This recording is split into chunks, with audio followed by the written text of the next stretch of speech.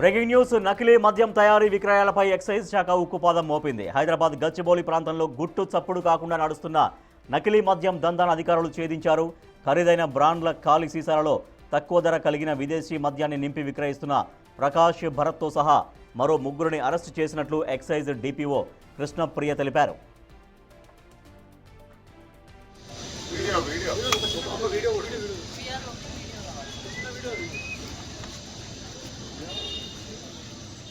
వీరి నుంచి 8 లక్షల విలువైన 139 నకిలీ మద్యం సీసాలు, 136 ఖాళీ సీసాలు, 3 స్కూటీలు, 4 మొబైల్ ఫోన్లను స్వాధీనం చేసుకున్నామన్నారు. తక్కువ ధరకు వస్తుందని నమ్మి బయట వ్యక్తుల వద్ద మద్యం కొనవద్దని, ఇది ప్రాణాపాయానికి దారి తీస్తుందని కృష్ణప్రియ హెచ్చరించారు. ఎంటీ బాటిల్స్ 136 దొరికింది. 5గురిని అరెస్ట్ చేయడం జరిగింది. ఫోన్లు 4 తీసుకున్నాం ఫర్దర్ ఎంక్వైరీకి. తర్వాత స్కూటీలు కూడా 3 సీజ్ చేసినాం, వాళ్ళే ముగ్గురిని సీజ్ చేసినాం.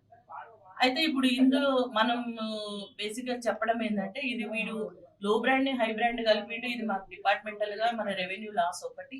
వీడు ఇది కలపడము, ఇది కాకుండా ఇంకో ఏదైనా కలిపి ఉంటే హెల్త్ హజార్డ్ కూడా ఉంటుంది. సో ప్రజలకు కూడా అప్రమత్తంగా ఉండాలి. అట్లా ఏదో తక్కువ వస్తుంది అని చెప్పి తీసుకోవడం అట్లాంటివి చేయొద్దు. గవర్నమెంట్ లైసెన్స్డ్ షాప్ ఉంటుంది, బాధ్యత దాంట్లోనే కొనుక్కోవాలి.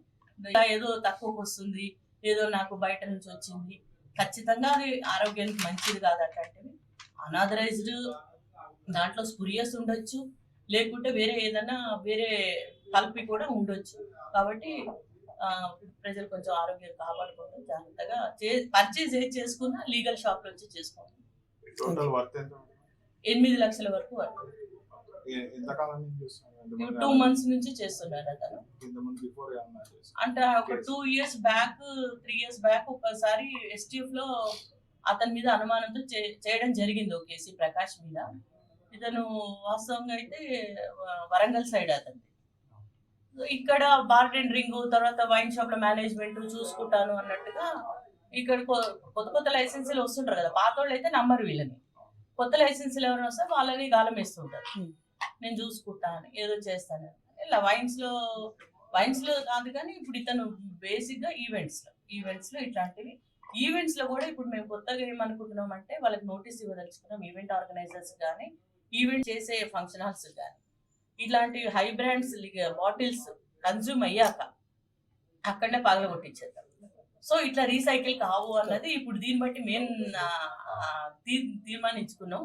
మేము కూడా రేపు ఇచ్చే నోటీస్ లో ఈవెంట్స్ జరిగే చోట నేను పర్మిషన్ ఇస్తాను కదా, ఈవెంట్ పర్మిషన్, అప్పుడు వాళ్ళకి ఈ బాటిల్స్ అన్ని ప్రొక్యూర్ చేసుకొని, ఎందుకంటే ఎవ్రీ ప్లేస్ లో మా వాళ్ళు వెళ్ళి పలగొట్టలేరు. సో ఈవెంట్ జరిగేది అదే ఫంక్షన్ హాల్లో, అదే ఫామ్ హౌస్ లో అనుకోండి, వాళ్ళకే చెప్తాం అవి ఫస్ట్ ఎన్ని వచ్చినాయి వీడియో, ఎన్ని వాళ్ళ కొట్టిరు వీడియో, అట్లా చిన్నగా చేస్తా పోతే కంట్రోల్ అవుతుంది.